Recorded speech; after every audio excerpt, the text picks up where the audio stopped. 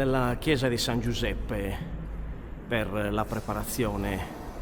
per preparare quello che è il simulacro di Nostra Signora della Mercede, col gremio di Nostra Signora della Mercede, per la festa maggiore che si terrà domani, ma è già iniziata in qualche modo comunque con la novena del 27 settembre e poi oggi con i Vespri, insomma, quindi il gremio sarà in abiti solenni per la festa, per onorare Nostra Signora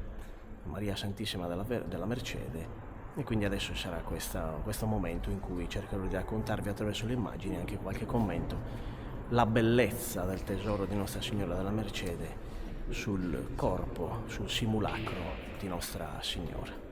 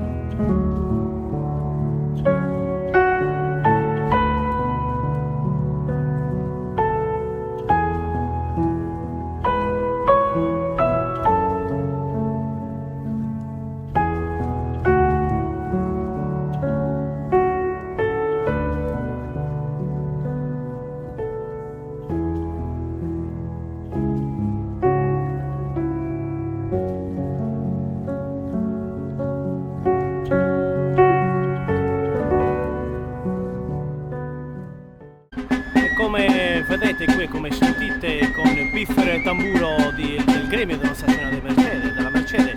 della categoria professionale dei braccianti, mezzogiorno di sabato 5 ottobre, quindi questo è l'annuncio della festa maggiore, ed è una consuetudine questa, che riguarda anche un po' tutto il mondo gremiale, e questi sono i passi per adesso, insomma, di bandiera che i due stanno eseguendo qui nella chiesa di San Giuseppe a Sassari. E allora vi rimando a domani. Avete visto questo servizio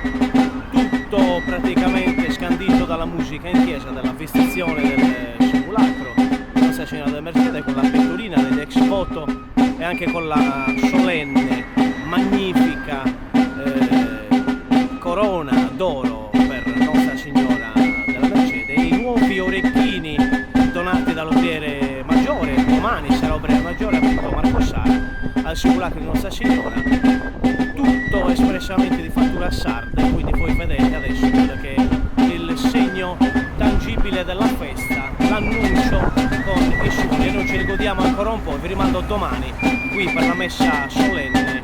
e poi la processione di sera, c'è la chiesa di San Giuseppe qui a Sassari, e io vi saluto ad un prossimo appuntamento con le tradizioni della nostra Sardegna.